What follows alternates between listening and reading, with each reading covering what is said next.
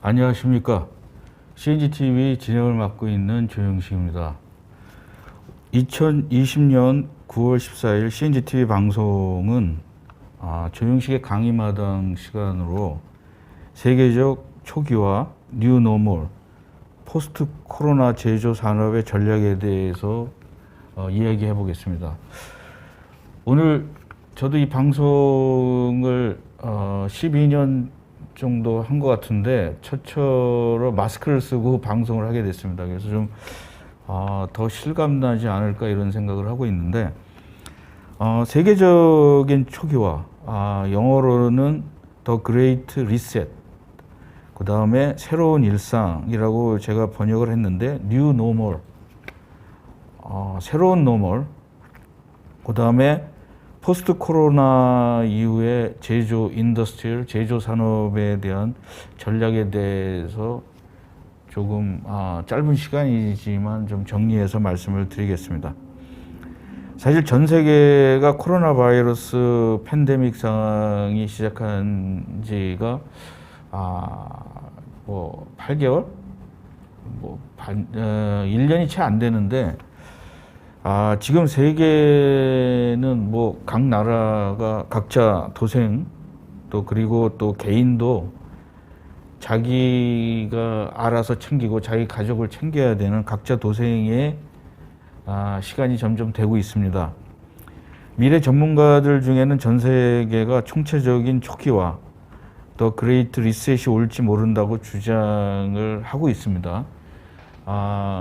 불과 한 몇 개월 전에는 여름에는 괜찮을 것이다, 올해 말에는 다시 돌아올 것이다, 이런 얘기들을 많이 했는데 우리는 이제 우리 사회는 전에 생각지 못한 새로운 일상, 뉴노멀 시대도 준비해야 될 것 같고 과연 여러분들은 포스트 코로나 팬데믹 이후에 우리 사회, 우리 인더스트리, 우리 산업, 개인이 어떻게 변환될지 한번 좀 생각을 해보시기 시작해야 되지 않을까, 그래서 이런 시간을 만들었습니다. 사실 여기 듣는 분도 그렇고 저도 그렇고 미래를 예측하는 것은 일반적인 예측이지 정확하게 점쟁이처럼 얘기할 수는 없습니다. 근데 지금 이제 코로나 팬데믹에 대해서 가장 중요한 거는 공포나 이제 불확실성 이런 것들이거든요. 그래서 거기에 대해서 조금 더 얘기를 해보겠습니다. 코로나 팬데믹 바로 이전의 세계는 어떤 세계일까요? 저도 태어나서부터 이 세상이 있었기 때문에 이 세계가 그 노말이었었습니다. 이 세계. 우리나라, 내가 청소년기를 딱 했을 때 보니까 한국은 독립되고 전쟁도 끝나고, 근데 지금 이제 돌이켜봐서 생각을 해보니까 우리는 75년간 1945년 이후에 거의 75년간의 2차 세계대전의 그 이후에 포스트 2차 세계대전 그 세상을 살고 있었던 것입니다. 그거는 이제 어떻게 얘기하면 2차 세계대전의 승전국들이 지배를 하는 거죠. 지금 유엔의 안보위원회, 안보위각 국가들도 보면은 모두 다 승전국입니다. 그리고 패전국은 경제적으로는 어느 정도 자유를 주지만 어떤 무기나 이런 거, 핵이라든가 이런 거는 가질 수 없고, 그래서 서독이랑 이제는 독일이죠. 독일이랑 일본은 이제 그 포스트 2차 세계대전에서는 경제력만 갖고 있는 것이죠. 그리고 이제 그 끝나고 나서 보니까 지금 소련과 미국이 냉전을 시작했고, 이제 몇 년 전서부터는 이제 중국이랑 미국의 이제 패권 다툼이 시작하고 있는 그 와중에 이런 코로나 팬데믹이 갑자기 나타난 거예요. 모두 다 예측할 수 없는 거죠. 그래서 굉장히 복잡한 상황이 된데 그거에 대해서 오늘 좀 얘기를 해보려고 합니다. 몇 년 전에 소개했던 이제 4차 산업혁명의 저자인 그 세계 경제 포럼 창시자이며 회장인 클라우드 슈밥이라는 사람이 다른 전문가 한 사람과 해서 한 7월 정도에 이제 책을 냈는데 이 책이 뭐 그 전에 이 사람이 썼던 그 4차 산업혁명이라는 책보다는 별로 인기가 없었어요. 근데 이 책의 이름이 그레이트 리셋입니다. 그래서 그레이 리셋의 다양한 분야에 대해서 주장을 했는데 이 책이 제가 생각하기엔 한국에서는 번역되지 않은 것 같아요. 왜냐하면 그 내용이 뭐 한국에 대해서 많이 쓴 것도 아니고 좀 일본을 본받아야 된다는 말구도 나오고 좀 그래가지고 우리나라에서는 출판사들이 어떤 상품으로서의 가치는 별로 없다고 생각해가지고 번역편은 없었는데 이 책도 이 책에 보면은 이 사람 나름대로의 인사이트, 넓은 시야나 뭐 이런 것들이 있어서 그 책이랑 몇 권의 책을 읽고 오늘 이제 뭐 이 자료를 만들었습니다.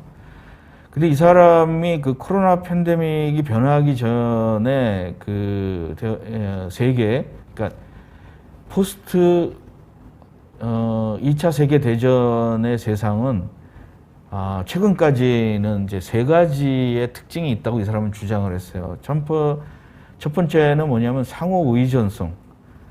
뭐 세계 어느 나라도 이제는 막 그 산속에 사는 그 원시인이나 뭐 따로 떨어져 있지 않는 다음에는 우리가 어디든지 갈 수 있고 돈만 있으면 그 다음에 뭐 우리나라도 이제 많은 사람이 왕래했기 때문에 상호 의존성이 굉장히 심했죠. 그러니까 뭐 옛날에는 그러니까 2차 세계 대전 전에는 그냥 그 관심이 없는 몇 나라들은 그 나라 각자 지역에서 살았고 또 이제 자본이나 자원이 있는 나라는 강대국에게 그 침략을 당해서 지배를 받았죠. 뭐 우리나라 같은 경우에는 뭐 천연자원이 있기보다는 시장이나 인력이 있었고 그 다음에 이제 어떤 큰 나라 같은 데는 자원이 있었고 이래서 이제 그 자원을 가지고 서로 싸우다 보니까 2차 세계대전의 패권이 일어난 거고 그래서 상호 의존성과 그 다음에 여러분들도 뭐 느끼겠지만 그 2차 세전 때 무슨 이런 무기들이 그 기술이 민간의 어떤 그 기술로 넘어오면서 예를 들어서 폭격기 같은 경우에는 더 이상 필요 없어졌으니까 거기에 이제 화물이나 그 관광객 사람들을 실어 나눠서 뭐 전 세계에 엄청난 그 항공 산업이 발전을 했죠. 그리고 이제 또 그 복잡성도 뭐 그전에는 그렇게 뭐 미디어가 연결되어 있는 것도 아니고 각자 나라가 자급자족한 시대에 있기 때문에 그렇게 복잡성이 많지 않았는데 지금은 이제 뭐 독립 문제, 그 환경 문제, 무슨 요새 작년에는 뭐 또 몇 년 동안은 미투에 대해서 문제, 뭐 남녀 갈등, 뭐 미국 같은 경우에는 그 인종 간의 그런 갈등. 우리나라도 그 남북한도 있지만 그 남한에서도 약간 그 뭐랄까 그 이념에 대해서 사람들이 복잡해졌습니다. 아주. 그래서 어디 가서 뭐 말을 잘못하면 그 복잡성에 막 잘못해가지고 인종적인 발언이다, 뭐 성차별적인 발언이다, 뭐 이렇게 해가지고 굉장히 복잡해졌다라는 거죠. 이 세 가지는 우리 모두에게 누구든지 또는 어디 있든지 간에 작게나 더 크게나 그 영향을 받고 있다라는 거죠. 이 사람의 그 시기에는. 근데 이것들이 다 초기화가 될 수 있다라는 거죠. 근데 그거 트리거가 코로나 바이러스 때문이라는 거죠. 그래서 이 복잡성은 이거는 이제 OEDC나 뭐 이런 데에서 나오는 자료인데 굉장히 복잡한 거죠. 뭐 서로 관계가 많은 거예요. 뭐 그 사이버 어택, 소셜 인스테빌리티, 내셔널 가버먼트 페일유, 뭐 글로벌 이런 것들이 하나가 영향을 받으면은 직접적 큰 영향이 있고 작은 영향도 있고 뭐 이런 거죠. 예. 근데 이거에 결정타를 날린 거가 이렇게 연결돼 있는데 이게 그 네트워크로만 연결돼 있는 거가 아니라 인적 교류도 연결이 돼 있던 거죠. 그래서 이게 그 중국의 작은 도시 우한에서 그 코로나 바이러스가 발병되자 전 세계가 순식간에 몇 개월 안에 다 전파가 된 거죠. 뭐 한 2, 3개월 전까지는 작은 나라나 저 멀리 있는 뭐 이런 아프리카라든가 오지는 관계가 없다고 생각했는데 그게 다 연결이 됐다라는 거죠. 복잡하게. 그러면은 이제 그 불과 최근까지의 작년까지만 해도 이 세상은 뭐 디지털 변환 시대다, 뭐 4차 산업혁명이다, 인더스트리얼 4.0이다, 뭐 이런 것들이 막 나왔는데 코로나 팬데믹 때문에 이게 약간 묻혀져 버린 건가, 뭐 그런 게 된 거죠. 왜냐하면 코로나 팬데믹이라는 거가 인간의 가장 원초적인 공포감이기 때문에 그러면은 여기 있는 분들은 사업을 운영하거나 회사를 다니거나 뭐 비즈니스를 앞으로 할 거나 뭐 이런 분들 중에 그러면 현재 여러분 기업에서 최우선 과제는 디지털 변혁으로 발전인가 아니면 코로나 팬데믹에 대한 생존 전략입니까? 여러분들은 어떤 것이 더 중요하다고 생각하십니까? 그리고 이런 거는 그 전에는 고민을 안 했어요. 왜냐하면 코로나 팬데믹이 그 여름 되면 끝날 거라고 모든 사람들이 예측을 대부분 했기 때문에 그렇다면은 장기적으로 갈 건가 단기적으로 갈 건가 이게 그런 거에 대한 모든 그 산업에 혼란이 있는 거죠. 그 다음에 코로나 19 발현 후 언택트니 뭐 여기는 온택트라고 그러는 것도 있고 비즈니스와 디지털의 급속한 전환은 디지털 트랜스포메이션을 가속화하여 제조 시장에도 새로운 기류가 나타날 전망이다 라고 많은 사람들이 아직까지는 있는데 근데 이게 그 전체적으로 경제가 불황이 오면 아무 의미가 없는 거죠, 이게. 그래서 제가 이제 인터넷에서 그 발견한 자료인데 이제 내부에서는 그 몇 년 전까지만 지금 한 5년 전서부터 3년 그리고 뭐 최근까지도 디지털 트랜스포메이션을 해야 된다 뭐 이거 가지고 이제 옛날 IT 기업이나 컨설팅 기업들이 이거가 야 이거 쾌다 새로운 먹거리다 이렇게 생각을 해가지고 엄청나게 뭐 얘기를 많이 했어요. 저도 디지털 트랜스포메이션에 대해서 야 이게 그 IT 다음에 최고로 시대를 바꿀 수 있는 그 가장 큰 이슈다라고 생각을 했어요. 근데 갑자기 이제 코로나 팬데믹이 왔는데 이게 생각보다 점점 불확실하게 오는 거예요, 이게. 그래서 여러분들은 뭐 아직까지 어떤 사람들은 뭐 각 나라마다도 틀리는데 코로나에 대해서 가소평가하거나 뭐 현재 우리 사회에도 다시 이렇게 코로나 바이러스가 다시 증가이라고 생각은 전혀 안 했거든요. 왜냐하면 이렇게 점점점 있다가 감기처럼 사라지지 않을까 이렇게 생각을 했었는데 그러면은 지금 뭐 작은 회사도 있고 큰 회사도 있는데 그 회사가 전략을 짜는데 이제 재밌는 만화인데 여기 CEO가 있고 CTO가 있어요.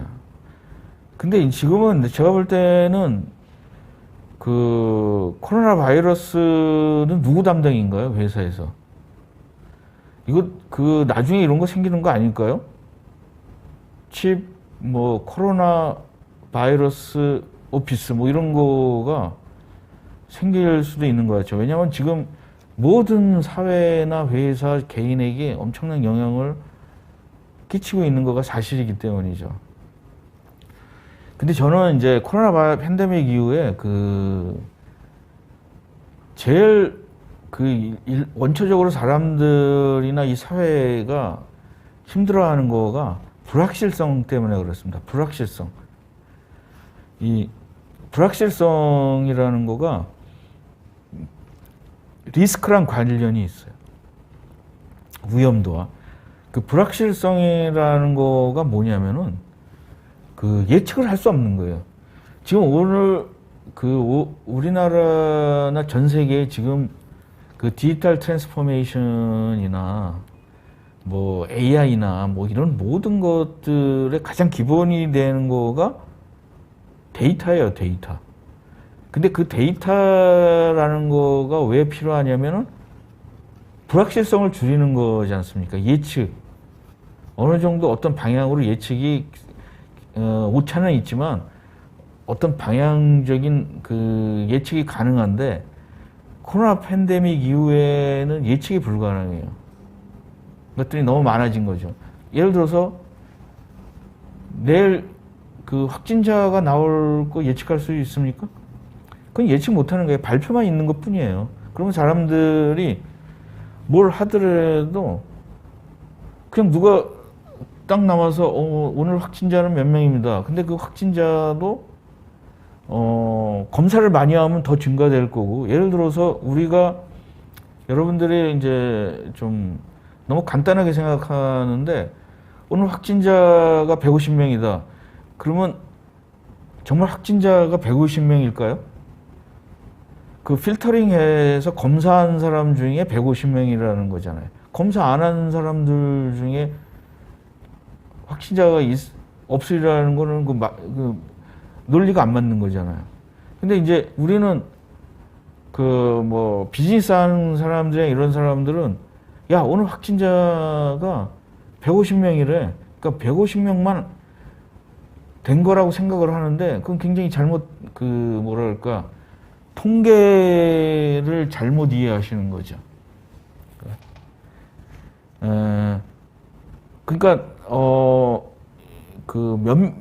원래는 저기도 발표를 해야 돼요. 몇 명 검사해서 검사한 사람들 중에 몇 %다. 그러면 검사 안에서 걸릴 확률이 있는 사람도 얘기를 해줘야 돼요. 근데 그런 거를 하면 너무 사회가 지금 뭐 경제도 지금 위축되고 막 이러고 있는데 약간 좀 위험하기 때문에 그런 것들을 안 하고 있는 거죠.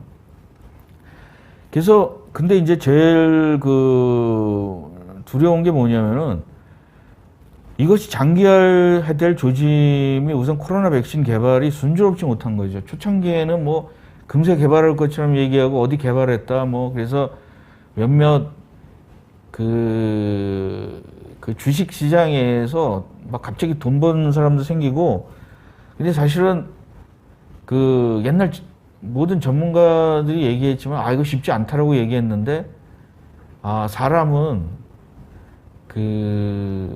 믿고 싶은 걸 믿는 거죠. 앵커드 비아스라고 그래가지고 자기가 자기 중심으로 믿는 거죠. 자기 지금 갖고 있는 거로다가 이거 뭐 우리 뭐 백신 항상 만들었잖아. 근데 사실은 감기 백신도 별로 없고 그다음에 독감 백신도 만드는데 거의 10년 이상 걸렸고, 또 이게 보편화되고 저렴한 가격으로 보편화되려면은 10년 이상은 걸린다고 봐야 되는 거죠. 그러면 10년 동안에 이런 치료제가 없다 그러면 사람에게 엄청난 활동에 제한을 갖는 거죠. 이게 사실은 코로나 바이러스 입원이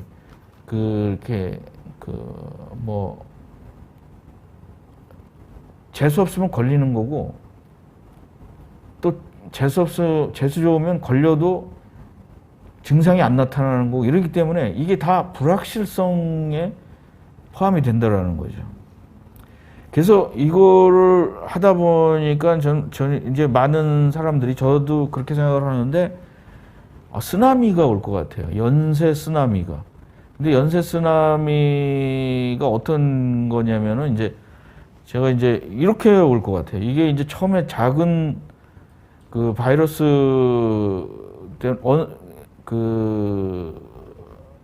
코비드19 때문에 이렇게 작은 쓰나미가 왔는데, 이게 다 연결되어 있고 복잡하게 서로 세계가 연결되어 있으니까 그게 이제 점점 파장이 커져가지고 이게 이제 특이한 불황이 오는 거죠. 쓰나미 같은 불황이 온 다음에, 그 다음에 이 세상이 뭐 사회, 뭐 제조, 그 다음에 환경, 뭐 지정학적인 리셋이 오는 거죠. 그 다음에 이제 새로운 노멀이 오는 거고, 그 다음에 포스트 코비드 사회가 더 큰 파괴력으로 이렇게 온다라는 거죠. 그러면 기업의 선택 전략이 뭘까요? 여기까지는 이제 뭐 많은 사람들이 동의를 하시는 분도 있고, 나는 이거 뭐 조금 있으면 다 사그러져, 그때는 이제 옛날로 돌아올 수 있어, 이렇게 생각하시는 분들도 있고. 근데 이제 기업들은, 그럼 기업이 그 전에 코로나 바이러스 팬데믹 이전에는 디지털 변혁하는 사람도 있고, 그 다음에 뭐 경제가 뭐 옛날 게 많이 저기 돼가지고 무슨 뭐 스마트 팩토리나 뭐 인더스트리얼이나 새로운 기술을 가지고 뭐 자동화나 이런 걸 가지고 여기 불황을 탈출해야 되겠다 그러는데, 그 더 커다란 그 충격이 오면서 진짜 그 전에 있는 그 회복되려는 그런 불황이 완전히 커다란 게 오고 있을 수 있다라는 거죠.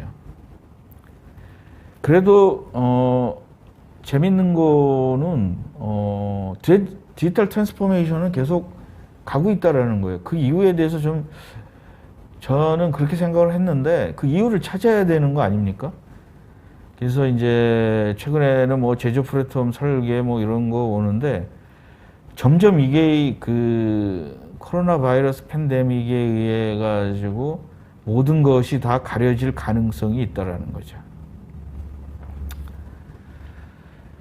그래서 이제 세계적 초기화에서 가장 두려운 거는 코비드19에 둘러싸인 지속적인 불확실성이 높다는 정도이다. 그리고 정확하게 평가하기 매우 어렵게 만든다는 거죠. 그리고 장기화될 조짐도 있고, 그래서 이제 한 가지 뭐 여러분들이 뉴스에 이제 이런 거 많이 나오죠. 대한항공이나 지금 이제 그 코로나 바이러스에 직격탄을 맞은 거가 항공운항사입니다. 항공운항사와 뭐 지금 거의 아무 얘기도 못 하고 있는 게 이제 관광산업, 뭐 그 다음에 무슨 숙박, 그리고 이제 세계가 지금 다 거의 그게 유수거리가 되지 않기 때문에 남이 어떻게 되는지 모르기 때문에 그런데, 지금 뭐 몇 개월 동안은 관광으로 먹고 사는 나라들은 뭐 아주 살기 너무 힘들죠, 사실은. 그 말을 다 설명할 쓰나미 같은 거가 이렇게 휩쓸려 가면 한두 명이 뭐 실종되고 이런 거는 뭐 유수거리가 아니잖아요. 수천 명이 죽고 그러니까. 근데 여기 이제 그 신문 기사에 뭐 이런 걸 보고 제가 하나 설명을 드리려고 가지고 나왔습니다. 여객기 좌석을 떼고 하물기로 대한항공 개조 하물기 첫 운항. 이거는 개조 하물기라고 말하면은 잘못된 겁니다. 이거는 임시루다가 그 화물을 날렸기 때문에 화물기지 이건 화물기라고 얘기할 수가 없어요. 원래 화물기는 이렇게 생긴 겁니다. 이 앞이 이렇게 잘라져 가지고 이게 자동으로 해 가지고 이게 엄청나게 전문적으로 나눌 수가 있어요, 이게. 그리고 이런 거 예를 들어서 보통 지금 있는 항공기가 여기 만약에 한 4, 5년이나 10년 동안 없다면은 개조를 해야 돼요. 개조를 하는데 엄청난 비용과 엄청난 시간이 걸려요.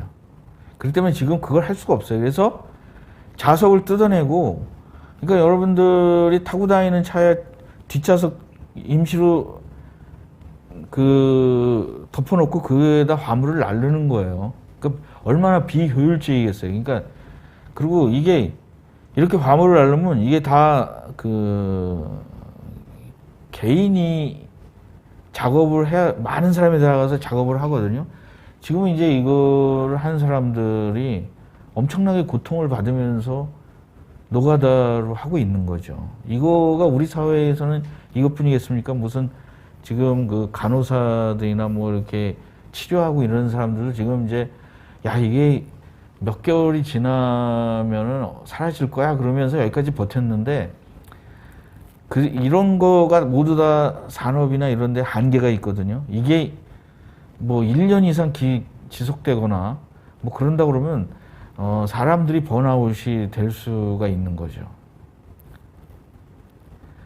그래서 이제 저는 1차적인 쓰나미는 경제 불황으로 연결될 것으로 예상이 됩니다. 왜냐하면 지금 이제 요즘에 사회적 거래두기를 하는데 모든 회사들이나 큰 회사들, 뭐 작은 자영업자들은 뭐 몇 개월 사이에 도저히 못 견뎌가지고 힘들어하고 대기업들도 그냥 지금까지 한 9월까지는 정부 보조금이나 이런 거에 의해 가지고 버텼어요. 근데 이게 앞으로 이제 올해 말, 그 다음에 이제 내년 상반기, 그 다음에 이게 뭐 한 진짜 몇 년이 계속된다고 생각하면 지금 이대로 가만히 있으면 안 된다고 생각하거든요. 그래서 저는 이제 코비드의 영향이 항공 운항 산업과 관광 여행사에 직격탄이 되었고 전 세계적으로 쓰나미 같은 갑작스러운 재앙은 다른 산업에도 충격을 지속적으로 주고 있다.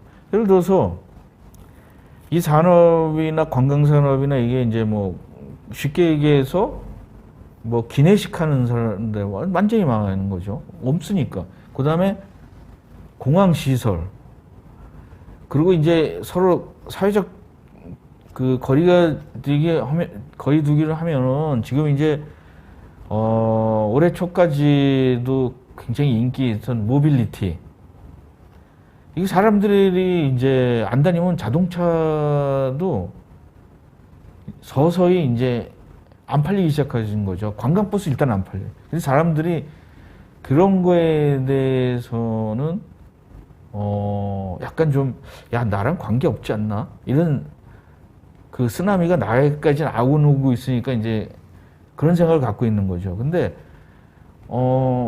이게 다 연결이 되기 때문에 나에게 빨리 오나 늦게 오냐는 시간 문제인 거죠. 그 다음에 이제 이런 문제는, 경제적 성장과 고용도 이제 비관적이죠, 당연히. 그 매스컴에서는 굉장히 괜찮은 것들만 이제 얘기를 하는 거죠. 그냥 한 3%는 괜찮고 97%는 안 좋은데 97% 얘기하면 누가 있겠습니까? 스트레스만 받으니까. 근데 지난 몇 년 4차 산업혁명과 디지털 변환 등 새로운 경제 활성을 기대했던 세계는 다시 충격을 받을 수 있다라는 거죠. 그래서 이제 이 얘기가 뭐 많은 사람들이 야 이거 어떻게 되는 거야? 뭐 리셋되는 건가? 뭐 이렇게 얘기를 했는데 이제 그 유행어를 이 사람이 이제 유행어가 이제 대초기화. 그럼 초기화가 되니까 이제 상식적으로 이렇게 보니까 뭐 이런 기사들 많이 나왔잖아요. 뭐 갑자기 공장이 많이 줄어드니 매연이 줄어들고 그 다음에 이제 그 인도에서 안 보이던 히말라야 산이 보이기 시작했고 굉장히 뭐 어떤 면에서 좋아진다고 얘기들 하고 근데 그래서 이제 이게 사회적 초기화, 리셋, 지정학적 초기화, 서플라이 체인 이런 것들이 이제 초기화가 되겠죠. 왜냐하면 서로 뭐 예를 들어서 뭐 마스크 같은 거 서로 수출 안 하려고 그러고 그다음 환경적인 초기화, 뭐 갑자기 공해 같은 것들이나 이런 거에 많이 줄어들고 관광객도 없어지니까 지역들이 물이 깨끗해지고 그다음에 이제 우리가 관심 있는 게 이제 기술적 초기화, 제조업 비즈니스 초기화, 그다음에 이제 새로운 노멀, 그리고 마지막으로 포스트 코로나 세계에서 이전의 포스트 2차 세계 대전의 세계가 대체할 것으로 예측이 되고 있습니다. 이거는 이제 그 우리나라도 지난 몇 년간에 이게 이제 옛날 그 오염인데 서울 근처에 가지고 요즘에 이렇게 대기오염이 줄어서 환경의 초기화. 이 환경의 초기화는 이제 뭐 여러 군데에서 전 세계적으로 나타나고 있습니다. 그래서 그 다음에 근데 이제 이런 와중에 디지털은 대부분의 많은 전문가들이 디지털화가 계속될 전망이다. 그래서 이제 뭐 사람들은 자기 기준으로만 항상 얘기를 하니까 그래서 IT 하는 사람들이나 뭐 그 전에 이 사람은 뭐 예를 들어서 뭐 A라는 사건이 일어나도 뭐 야 이거 디지털 때문에 화가 일어날 거다. 뭐 B 반대되는 사건이 일어나도 야 이거 디지털이 가속화될 거다. 이 사람들은 항상 그렇게 주장하는 거죠. 저도 이걸 받아들이는 편이에요. 근데 이거를 했을 때 그러면은 이걸 받아들였을 때 디지털화가 가속될 전망이라고 생각했을 때 뭐가 일어날 것인가? 어떤 사람들은 디스토피아의 위험이 있다. 지금 이제 우리도 보면은 여러분들이 이제 약간 좀 무서워서 그걸 용인을 하지만 어떤 사람이 옮겨면 그 사람을 완전히 그 사람의 사생활이건 그 사람 동선이건 그 초창기에는 뭐 완전히 오픈되는 거죠. 그래서 정부가 모든 그 개개인의 정보나 이런 거를 다 갖고 있을 그런 거를 이제 디스토피아라고 그러는데 그렇게 될 가능성이 있다라는 거죠. 몇몇 석학들은 야 이거 개인의 자유가 거의 뭐로 인해 개인의 자유가 없어질 수 있다. 그래서 저희 주위도 보면은 은근히 사람들이 내 주위에서 보면은 이제 뭐 약간 초창기에는 대구에서 왔다 그러면은 막 그 사람들을 막 선입감을 가지고 대하고 또 요즘에는 뭐 그 외국인들이 오면은 약간 뭐 싫어하고 중국인, 조선족, 그 다음에 이제 노인 이런 것들이 이제 모럴이 안 좋아지는 거죠 이게. 그 다음에 제조업은 이전에 벗어나는 이제 새로운 노멀에 대해서 빠르게 적응하는 전략을 가져야 돼요. 근데 이게 우리가 지금 이제 많은 사람들이 지금 제조업이나 이런 사람들이 이렇게 보니까 첫 번째로 이렇게 딱 피해를 입은 사람들이 항공, 운항, 그 다음에 이제 서비스업, 그 다음에 이제 그 식품, 지금 같은 경우에는 이제 그 무슨 뭐 카페 뭐 이런 것도 이제 점점 하고, 그 다음에 이제 어떤 거는 반사이익으로 해외를 안 나가니까 갑자기 그 국내의 그 관광지에 많이 몰리는 거죠, 이게. 그리고 저도 이제 뭐 그 산에 가는 사람들도 굉장히 많아지고 공원이나 이런데. 그리고 장기적인 디지털 변화나 스마트 공장보다는 저는 이 사회가 단기적인 생존 전략에 더 많은 노력을 해야 된다고 생각을 해요. 디지털 변화에 가속될 것이다. 그러면 모든 사람이 그 디지털 꼰에 들어갈 수 없잖아요. 뭐 지금 이제 비대면이라고 그래서 노트북 같은 것들이 많이 팔리고 뭐 카메라 같은 것도 팔리고 그런다고 그러는데 그거는 문제 뭐 그런 사람은 걱정해 줄 필요가 없죠. 근데 이제 그동안에 왔었던데 서서히 변화를 데려가는데 이런 충격을 줘가지고 뭐 음식점이라든가 뭐 숙박업소라든가 이런 데는 그냥 그 자기가 그 대비를 할 수 없는 시간적 여유가 없이 자기가 죽을 수 있는 거가 쓰나미지 않습니까? 이게 그런 경우가 당할 수 있다라는 거죠. 그래서 단기적으로 생존하지 못하면 중장기적인 지속 가능한 전략까지도 생존할 수 없는 거죠.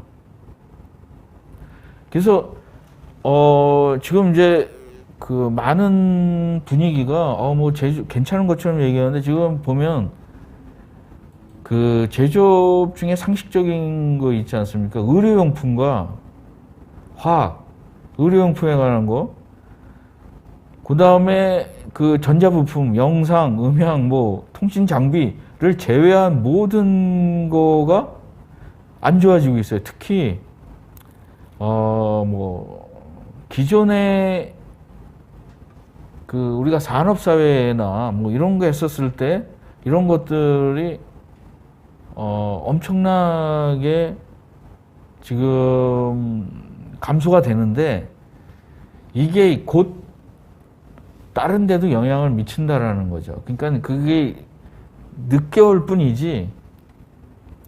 그래서 이거를 보면은 이제 전 세계적인 거는 제가 자료가 있는데 여기다 안 했습니다. 왜냐하면 뭐 상관도 없고 나라마다 엄청나게 틀려요. 이게 각자 도생이기 때문에 유럽에서의 코로나 바이러스와 아프리카와 인도, 중국, 한국, 미국 완전히 다 그 나라의 사회 구조에 따라서 완전히 다른 전략을 갖는 거죠. 그래서 세계적인 전략은 없어요. 세계적인 전략은 이런 것이 있는데 일반적으로 어떻게 해야 되냐 일반적인 전략이지 구체적인 전략을 얘기할 수 없는 거죠. 여기 보면은 뭐 어떠한 그 팬데믹, 그러니까 흑사병에서도 보면은 중소기업이 가장 취약해요. 왜냐하면 갖고 있는 게 적으니까. 그래서 대기업도 하지만 대기업이라고 그래서 나중엔 더 불리해요. 커다란 게 망하는 거가 공룡이 망하는 게 더 힘든 거죠, 이게. 이거 이제 나라 전체가 이제 굉장히 흔들릴 가능성이 있다는 거죠. 그 다음에 여기 보면은 서비스업도 서비스업이 사실은 이거 보면은 이제 초창기에는 중소기업이 좀 괜찮은 것처럼 보였는데 안 좋았고 서서히 대기업도 서비스업이 안 좋아지는 거죠. 이게 좀 제조업과 서비스업은 이렇게 좀 다른. 왜냐하면 이때는 아마 그 대기업, 그 서비스 기업에 대해서 국가적으로 많이 지원이 갔을 수도 있는 거니까요. 그러면 일단 전체를 하기 전에 우리가 가장 그 초창기에 가장 임팩트를 심하게 받은 거가 여행산업이에요. 여행산업의 포스트 코로나 바이러스는 어떻게 될까요? 시나리오가 보통 4가지예요. 이거 여러분들이 한번 상상력을 가지고 한번 생각해 보세요. 코로나 바이러스, 포스트 코로나 바이러스에 지금 완전히 그 무너진 여행산업은 어떻게 될 것인가? 시나리오 1, 시나리오 2, 시나리오 3, 시나리오 4입니다, 이게. 근데 이거를 한번 여러분들이 한 다음에, 그 다음에 이제 포스트 코로나 시나리오가 전체적인 거를 이제 4가지를 하면, 쇼트 타임이랑 이제 롱거 타임. 그러니까 이 코로나 바이러스가, 굉장히 짧게 갈 것이다. 길게 갈 것이다. 그 다음에 짧게 가는데, 이쪽은 그 정부가 잘 대응할 수 있냐. 잘 대응하지 못하냐. 이거에 따라서 이 네 가지 시나리오를 만들었습니다. 그래서 가장 좋은 건 이거겠죠. 정부가나 이 정책이 굉장히 효과적으로 대응을 했을 때 그 짧게 끝나면 옛날로 다시 돌아갈 수 있는 거죠. 이거 굉장히 좋은. 그 다음에 그 효과적으로 했는데 이게 오래 갈 때, 그리고 그 짧게 왔는데 그 효과적으로 되지 못했을 때 불황이 오겠죠. 불황이. 그 아주 잘하면 숏 불황이 오고. 근데 지금 저는 이 밑이라고 생각하거든요. 그래서 정부 그 나라마다 이게 이제 이 그 포스트 코로나 시대에서는 정부가 잘못하면 완전히 그 나라 그냥 장기적으로다가 엄청난 그 피해를 볼 가능성이 있다라는 거죠. 지금 이제 그 정부가 그 효과적이지 못한 데가 뭐 저는 뭐 그 후진국이라든가 이제 뭐 저기도 선진국 중에서도 그 효과적으로 안 해가지고 뭐 지금 어제 뉴스 보니까 프랑스도 하루에 10,000명 정도가 걸렸다고 그러더라고요. 근데 이제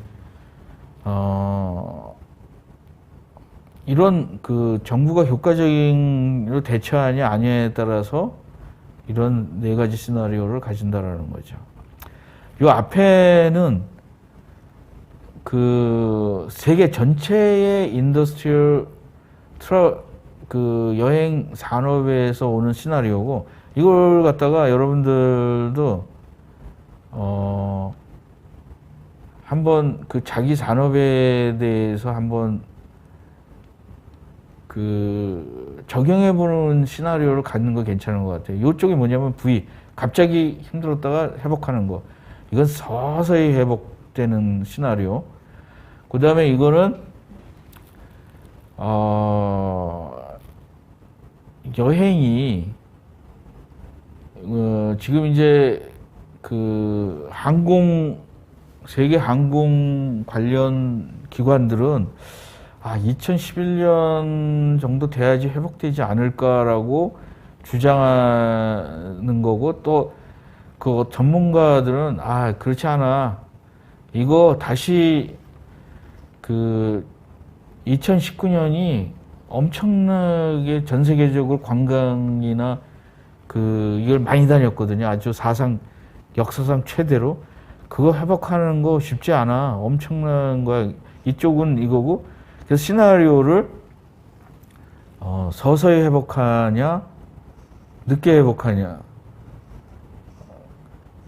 빨리 회복하냐, 아니면 서서히 회복하냐 쪽이고, 이쪽은 이게 곧 정상으로 돌아갈 것이다, 아니면 결코 옛날로 돌아갈 수 없다, 이렇게 해가지고 비관적인 그 시나리오에 의해서 네 가지 시나리오를 가지는데, 이거를 여러분들도 자기의 인더스트리에 이걸 적용해 가지고 시나리오를 이 네 가지를 가지고 수 있다라는 거죠. 이게 이제 요 파란 거가 가장 그 저기한 시나리오예요.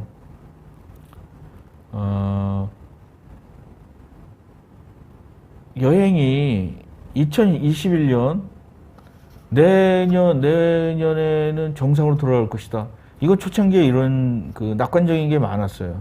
그래서 저희 식구도 뭐 4월달, 2월달에 이제 이게 났는데, 4월달 캐나다 뭐 비행기 티켓을 이거를 뭐 간둬야 되나 말아야 되나 막 고민했었는데, 지금은 뭐 기약이 없는 거죠. 이제 사람들이 관심이 없는데, 내가 그 나라 가고 싶어도 그 나라에서 들어오지 못하게 하면 그럼 뭐 오래 가는 거죠, 이게.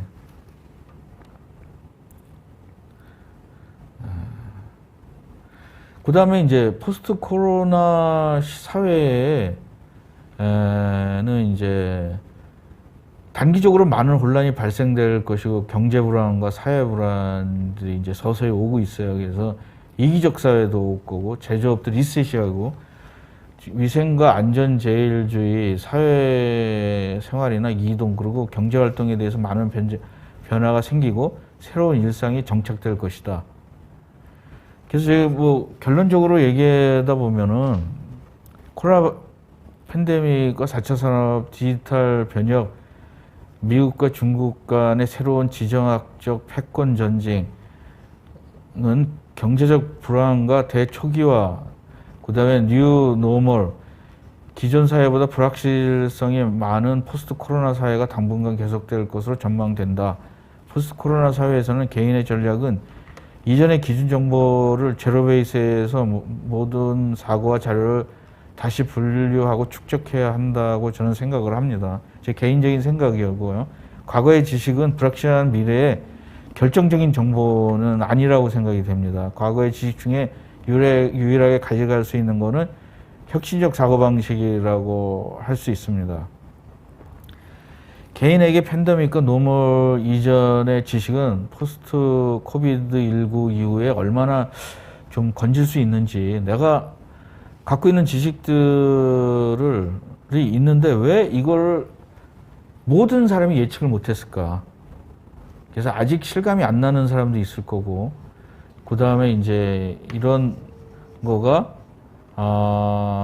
뭐 한참 지나고도 나한테 영향이 안 오는 사람도 있어요. 그렇지만 당장 내가 회사를 문 닫고 하는 사람도 있는 거죠. 제 주위에 보면은 뭐 항공회사 같은 데는 수십 년 동안, 30년, 제가 처음에 다녔던 항공회사 같은 데도 뭐 그냥 편하게 몇 년 다닌 거죠.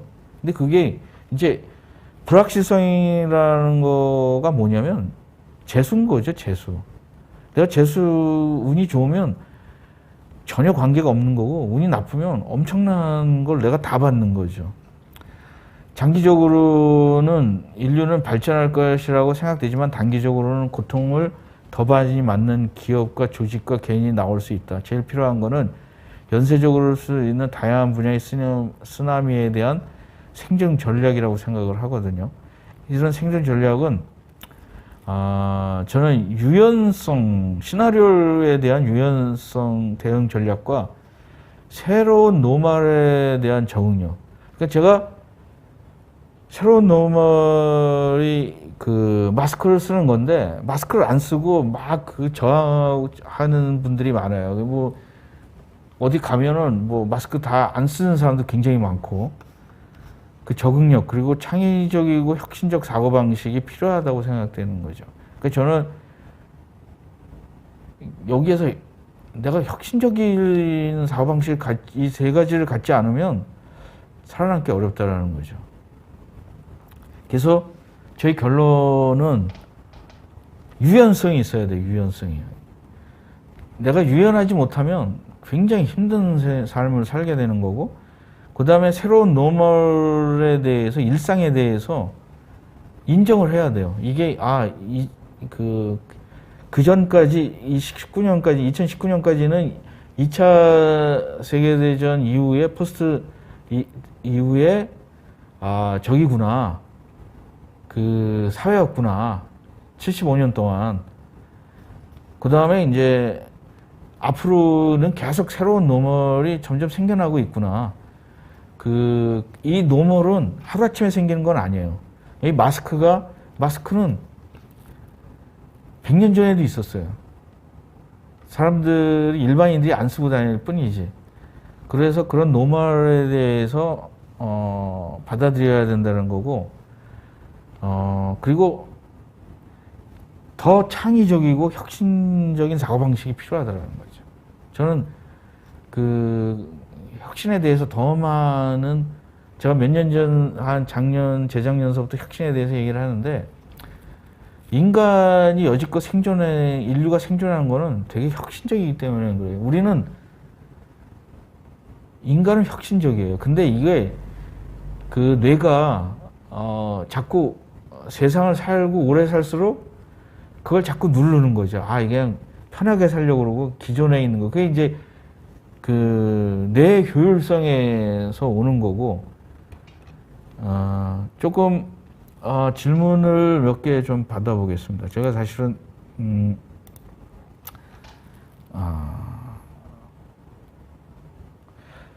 그 거꾸로 질문을 좀 질문을 해주세요. 질문. 코로나 이후에 언택이 더 가속될 거라고 하던데 클라우드 시장도 그거에 포함되고 있는지요?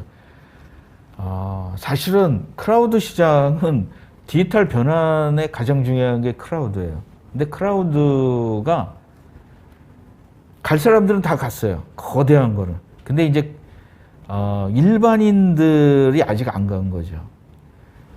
대기업이나 뭐 웬만한 데는 다 그렇게 갔고, 이 클라우드는 디지털 트랜스포메이션의 가장 핵심적인 기술입니다. 이거는 뭐 근데 이제 옛날에는 저항했던 부분도 이제 클라우드가 파고들겠죠. 예. 질문이 뭐 한 분밖에 안 계신데? 그래서 제가 이제 아까 저기는 굉장히 좋은 것 같아요. 아주 극단적인 예인데, 내가 지금 그 쓰나미를 막 받고 있는지 언제 받을 건지에 대해서 자기 나름대로 좀 생각을 해보고, 그럼 내가 받았을 때는 내가 이거를 어떻게 극복해야 되냐는 시나리오. 근데 지금 이제 시나리오가 많이 없어지겠죠. 이제 뭐 금세 없어지겠다. 이게 천천히 회복될 것이다. 빨리 회복될 것이다. 근데 짧게 빨리 회복되다는 이제 건너간 것 같아요. 벌써 8개월이 지났는데, 그러면 이제 이런 게 되는 거죠. 이게 U자가 아니라 계속 물결처럼 온다라는 거죠. 저는 U자가 아니라 한 번 딱 회복되는 게 아니라 생각지 못하는 게 계속 이제 쓰나미가 오는 거죠. 요번에는 뭐 경제적 쓰나미, 그 다음에는 사회적 쓰나미, 그 다음에 이제 저도 제가 좀 개인적인 생각은 그 흑사병에 대해서 팬데믹이라는 책을 많이 읽으면은 이제 흑사병에 대한 얘기들이 많이 나와요. 근데 흑사병으로다가 제일 먼저 죽은 사람들이 누구겠습니까? 유럽에서. 내가 오늘 처음 알았는데 그 당시에 흑인 노예들이 제일 많이 죽었대요. 제일 먼저 죽고. 그 사람들은 그냥 그 관심 대상이 아니잖아요. 그래서 만약에 세상이 지금 이제 전 세계적으로, 옛날엔 유럽이었는데 이 전 세계적으로 팬데믹이 오래 가잖아요. 그럼 제일 먼저 누가 죽겠습니까? 관심이 없는, 그 다음에 힘이 없는 나라에 못 사는 사람부터 죽는 거죠. 그래서 이게 몇 년 계속되면 어떻게 보면은 못 살고 힘들게 사는 사람을 청소하는 그런 현상이 올 수 있게 되는 거죠. 인종 청소가 아니라. 그 다음에 이제 흑사병이 오고 나서 사람들의 마인드가 굉장히 많은 게 하나 변했대요. 뭐가 변했냐면, 그전에는 하나님이나 종교에 이렇게 굉장히 그게 노멀이었는데, 하나님에 대해서, 종교에 대해서 엄청나게 믿고, 뭐 나의 삶의 모든 거는 다 하나님한테 맡기고 그랬는데, 흑사병 이후로 일반인들이 이거 하나님이 나의 목숨을 관리하는 게 아니네. 내가 결정해야 되는 거네. 이런 생각을 최초로 갖게 됐다라는 거죠. 팬데믹, 우리가 가장 유명한 팬데믹. 근데 이거보다 지금의 코로나 팬데믹은 더 오래 은근히 갈 수도 있다라는 거, 사회적으로 더 충격이 더 갈 수 있다라는 거죠. 그게 왜냐하면 지금 이게 오기 전에 깔아놓은 거가 이 세 가지 특징이 있다고 그랬죠. 상호 의존성, 그 다음에 속도, 이런 것들에 의해 복잡성에 의해 가지고 그 전에 수세기 전의 흑사병보다 더 전 세계의 충격은 더 클 수 있다라는 거죠. 네. 그러면은 이제 어떻게 보면은 이 경제적인 거에 떠나서 사회적인 거나 개인의 뭐 도덕적인 거 이런 것도 다 리셋일 가능성이 있는 거죠. 그래서 리셋이 된다 그러면 어떤 세상이 올지. 왜냐면 지금 젊은 사람들은 굉장히 적응이 잘 돼요. 뭐 예를 들어서 제가 아까 여기 말씀드린 것처럼 뭐 디지털화, 그다음에 클라우드 시장, 뭐 이런 것들이 이제 가속화될 거라고 얘기했는데 왜 가속화되지? 그 이유에 대해서 생각을 해봤는데 지금 새로운 세대들이나 뭐 경제적인 이런 세대들은 자기 디지털화에 대해서 무엇이 와도 디지털화로 가는 거예요. 이게 무슨 전쟁이 나도 스마트폰이 없어지는 거가 아니고, 뭐 팬데믹이 와도 스마트폰을 안 쓰는 것도 아니고, 이건 완전히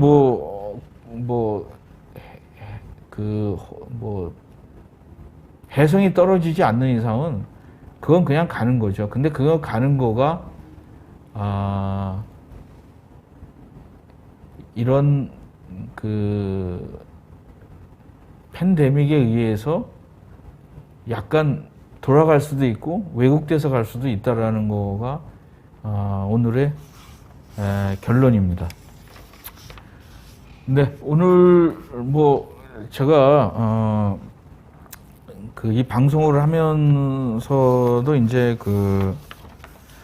이 방송에도 CNG TV 공식 블로그도 있고 네이버에, 유튜브에도 CNG TV와 저 개인의 조영식 TV에 들어오셔서 질문을 해주셔도 돼요. 여기에 대해서 아마 제가 한 2개월 전서부터 이거에 대해서 질문들을 많은 사람한테 이제 제 주위에다 했는데 자료도 별로 없어요. 질문을 많은 사람이 질문을 안 해요. 질문을 할 줄 몰라요. 그래서 제가 페이스북에 질문 방도 하나 만들었어요. 그래서 여러분들이 좀 들어오셔가지고 페이스북이나 유튜브에서 서로 소통을 했으면 좋겠습니다. 오늘 방송은 이것으로 마치겠습니다. 네, 시청해 주셔서 감사합니다.